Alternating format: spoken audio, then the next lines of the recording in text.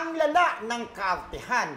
Yan ang naging comment ng isa sa mga netizen matapos sumabak sa isang challenge ng foreign YouTube channel na People vs. Food, ang nation's girl group na BINI. Sa naturang episode, pinatikim at pinarate sa BINI members ang ilan sa mga iconic Filipino snacks tulad ng isaw, kwek-kwek, Betamax, yema, mamon, turon, balot, hopya, baboy at marami pang iba. Sa video, naartihan ng grupo at nilantakan ang mga pagkain na parang first time ever nilang natikman ang mga ito. Dahilan na marami ang nabwisit at na-turn off sa kanila. Dahil dyan, hindi lang pagkain ang natikman ng grupo, pati na rin kaliwat kanan na batikos. Tinawag pa silang plastic, feeling K-pop, super arte at feeling rich daw. Grabe kayo ha! Sa ngayon ay wala pang reaksyon ang BINI hinggil sa isyong ito. Oo, yun medyo medyo hindi nagustuhan ng mga netizens yung pagtikim nila dun sa mga street foods na ang galing-galing din talaga ng mga netizens na halukay nila yung mga old videos na kumakain naman daw pala talaga sila ng street food. Tapos, hinalukay din nila nung pumasok si PBB, sa PBB, si Gwen at saka si Sheena noong 2019. Ito yung batch ni iba't ibang batches ang pumasok diyan, si Yam Yam Guko, kung matatandaan mo, kabatch nila Fumiya. Di ba, alam yung hapon. Hindi ko makakalimutan. Pumasok tayo sa loob ng bahay ni Kuya. Pumasok kami ni Mildred. At saka huwag magagalit sa akin ng mga fans ng BINI. Sa totoo lang, bilang isang Pinoy, lahat naman yata tayo dumadaan dyan, di ba? Lalo na yung doon parang yung si BINI Gwen, parang siya, nung nandun ka nga sa PBB, kinakain mo naman lahat, parang ganon.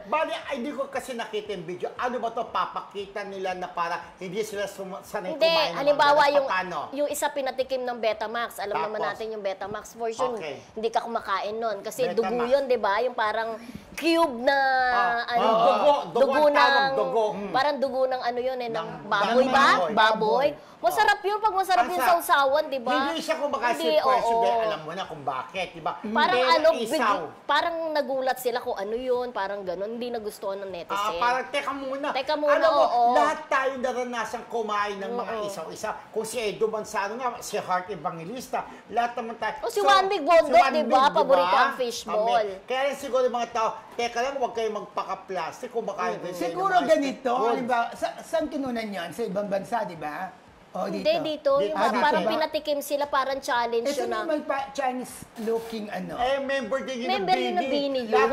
Mga BINI yun. Member sila ng BINI. May kamukha nga dyan si Sarah Geronimo, di ba? Member yun. Kasi alam mo na, as BINI, as grupo. Sabi challenge yun, di ba? May mga vlog-vlog na pinatitikim ka ng street food. Ganon.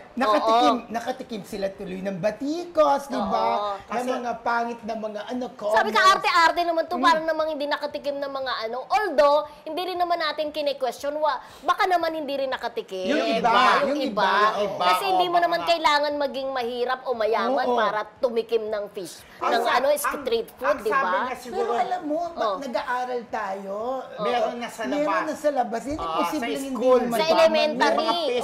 Ngayon na may bago akong nabibili. Ang tawag nila Proden ba yung Proben, no? Pero yung mga fishball, common na yan. Tsaka yung Betamax, naabutan ko yan at kumakain ako ng Betamax. Pero alam mo, hindi lang ito hindi ko papangalanan.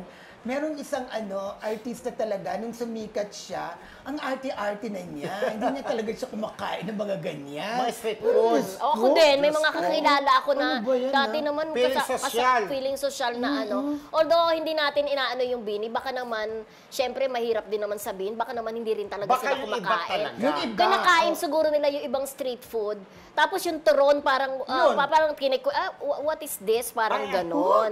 Parang ganon. At saka Pinoy nakakakain ng turon. Yung hopyang baboy. Ayan. Ang sarap-sarap yun, no? Sikat niya. Hopyang baboy, hopyang munggo. Turon, masarap yung binalot sa wrapper, di ba? Yung turon, di ba? Pwede pa sigurong mga uod, mga ipis. Yung mga exotic na mga Oo, food. Pwede ko mga Oo. palaka. Pwede Meron ka. ba? Palaka. Oo. Ako Uy, di ko talaga kumakain nun. Palaka. Pusa, di ko kumakain. Pero kay Manong, Kambing. bukod sa fishball, may mga palaka, di ba, na piniprito. tinutusok. Ang Ay, sarap- oo. Palakang Nakita- bukid. Yung maliliit. Oo. Maliliit. Ang sarap kaya ng palaka. Pero lalo pag na ngayon kumakain ako. Pero hindi ko makain adobong talaga palaka. yung ano talaga, yung balot.